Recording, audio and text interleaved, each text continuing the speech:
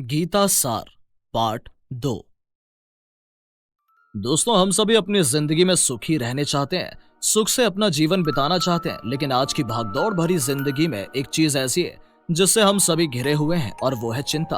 और चिंता हमें कभी सुखी नहीं रहने देती है। दोस्तों, हम सभी किसी न किसी बात की चिंता में रहते हैं। किसी काम को करने से पहले उसके सफल या असफल होने की चिंता, तो किसी काम को कर लिया तो उसके फल की चिंता, और हमारी सबसे बड़ी चिंता हमारे भविष्य की चिंता। लेकिन दोस्तों, चिंता करने से क्या हमारी किसी भी समस्या का हल निकल पाया है? आप कहेंगे कि नहीं, तो फिर चिंता करना ही क्यों है?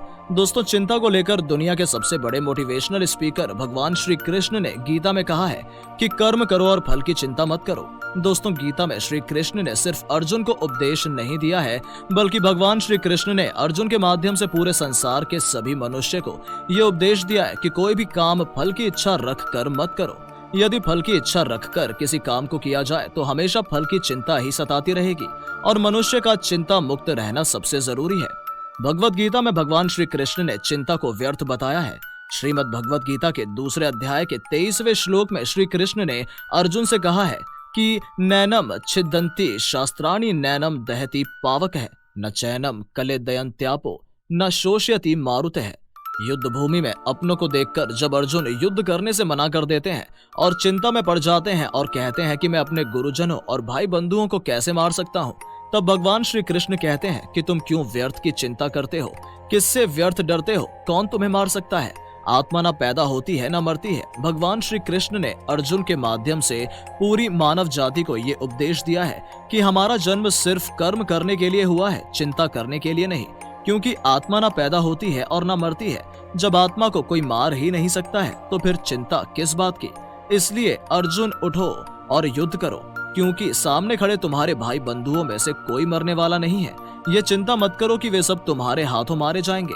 उसी प्रकार हे मनुष्य, उठो और अपने कर्म करो। किसी बात की चिंता मत करो, क्योंकि चिंता हमें हमारे कर्म को करने से रोकती है। दोस्तों, गीता के दूसरे अध्याय में 47वें श्लोक में भगवान श्री कृष्ण अर्जुन से कहते हैं कि कर्मण्ये वाधिकारस्ते माँ फलेषु कदाचन माँ कर्म फल हेतु भूर्मा ते संगो सत्य व कर्मिणी।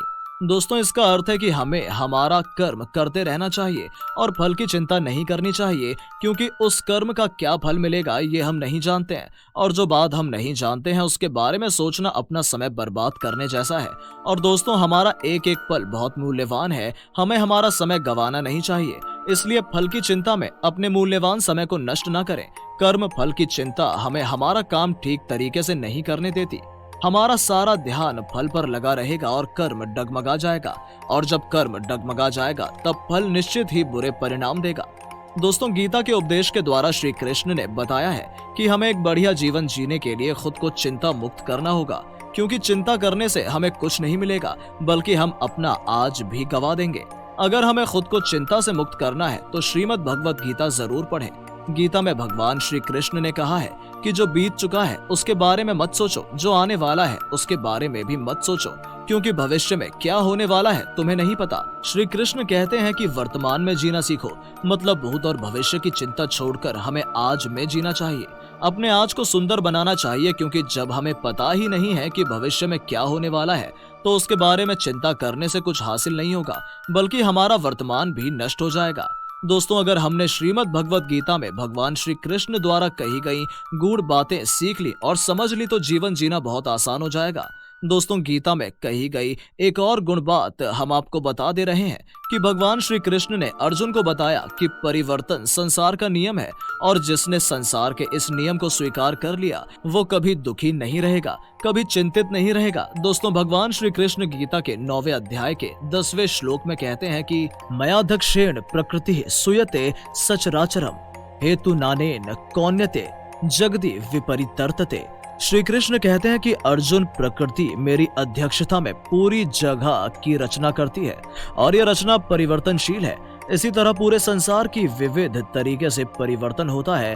यहाँ श्री कृष्ण ने जीवन के तथ्य को बताया है। अर्जुन के माध्यम से श्री कृष्ण ने पूरी मानव जाति को यह संदेश दिया है कि परिवर्तन संसार का नियम है और हमें इस नियम को स्वीकार करके चलना चाहिए। मतलब साफ है कि हमारे जीवन में निरंतर बदलाव होते रहते हैं और ये बदलाव होने जरूरी है, और हमें अपने आसपास होने वाले बदलाव से घबराना नहीं चाहिए। डरना नहीं चाहिए, बल्कि उस बदलाव को स्वीकार करना चाहिए, क्योंकि जब हम परिवर्तन को स्वीकार करेंगे तभी जीवन में आगे बढ़ पाएंगे। अगर हम परिवर्तन को स्वीकार नहीं करेंगे और एक ही बात को पकड़कर बैठे रहेंगे तो हमारा विकास रुक जाएगा। इसलिए हमारे जीवन के विकास के लिए और पूरे संसार के विकास के लिए परिवर्तन बेहद जरूरी है।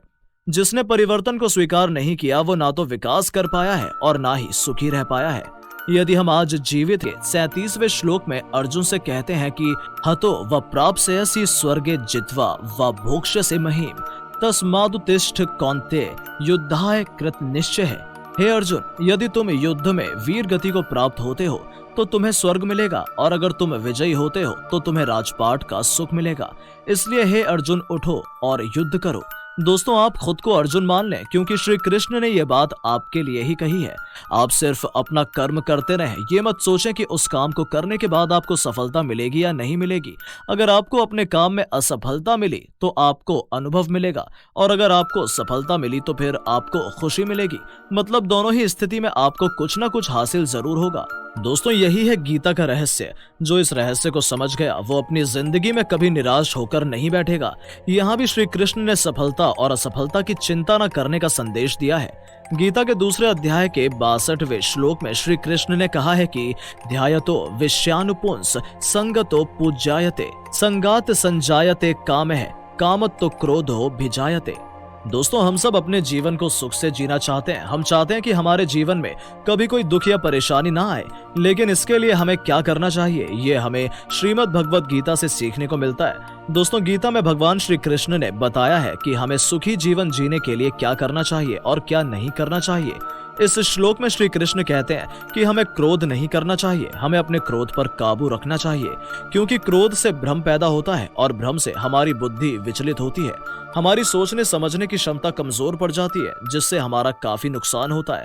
क्रोध करने से हम चीजों को भूलने लगते हैं और हमारा दिमाग काम करना बंद कर देता है, और इन सब से हमारा सिर्फ नुकसान ही होता है। दोस्तों, गीता में भगवान श्री कृष्ण ने यह भी बताया है कि कौन हमारे शत्रु हैं और कौन हमारे मित्र।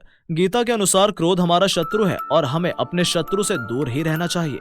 दोस्तों, जिस तरह क्रोध हमारा शत्रु है, उसी प्रकार अगर हमने अपने मन पर नियंत्रण नहीं रखा तो हमारा मन भी हमारा शत्रु बन जाता है। गीता के तीसरे अध्याय के 42वें और 43वें श्लोक में श्री कृष्ण ने कहा है कि इंद्रियाणि परान्या हुरिंद्र भेय। पंक्ति को अच्छे से समझना है तो खुद को अर्जुन समझिए और अपने जीवन को रणभूमि, तभी आप गीता के सार को समझ पाएंगे। गीता में भगवान श्री कृष्ण द्वारा कही गई एक एक बात हमारे जीवन के लिए सार्थक है और हमें जीवन जीने का सही तरीका सिखाती है।